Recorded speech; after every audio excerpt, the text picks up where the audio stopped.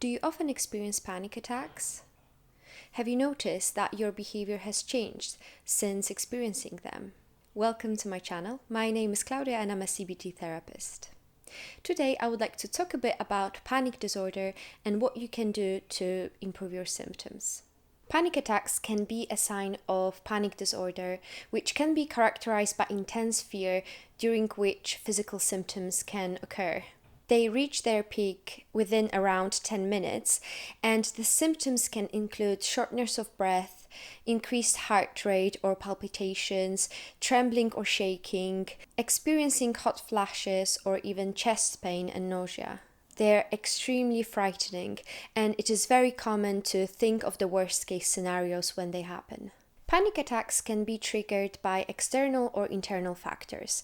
External factors are usually cues in our environment, for example, crowded places or closed spaces. Internal triggers are changes within our bodies, for example, physical sensations.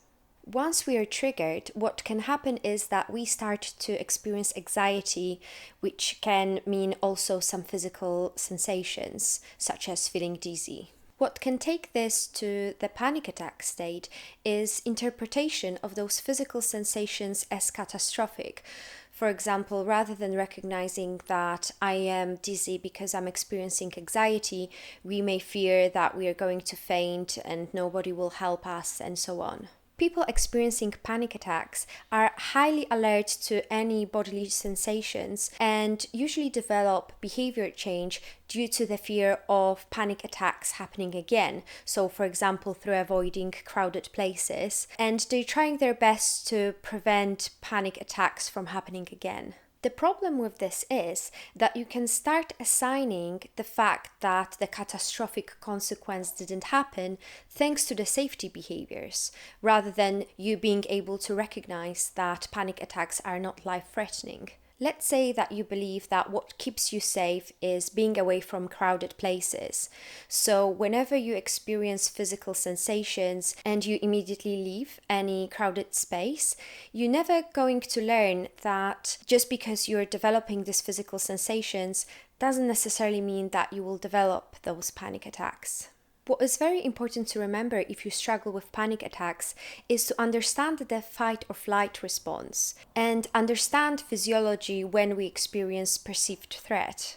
The fight or flight response is developed to protect us from real dangers, but the side effect is that it is also activated when the threat is only perceived. Therefore, if we believe that we are at risk when we are starting to develop any physical sensations, we contribute to the development of the panic attacks. Therefore, next time you're experiencing any worrying physical sensations, rather than give in to any catastrophic misinterpretations, try to write down the alternative explanation for those symptoms according to the fight or flight response next to your catastrophic misinterpretation. For example, you can write down that you're experiencing the symptoms for shortness of breath. Your catastrophic misinterpretation can be, I will stop breathing, no one will help me, and so on.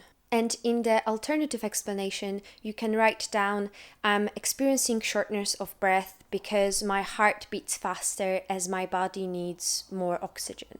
One thing to bear in mind is that this video is not medical advice, so it is always best to check with your doctor whether indeed there is no underlying physical health condition behind your symptoms, so you can fully focus on the recovery from panic attacks when, for example, in therapy or when accessing self-help resources. Although panic attacks can be extremely frightening and you might not know what triggers them exactly, through getting to know the mechanisms of how they work and through the awareness and the tools, you can definitely improve your symptoms.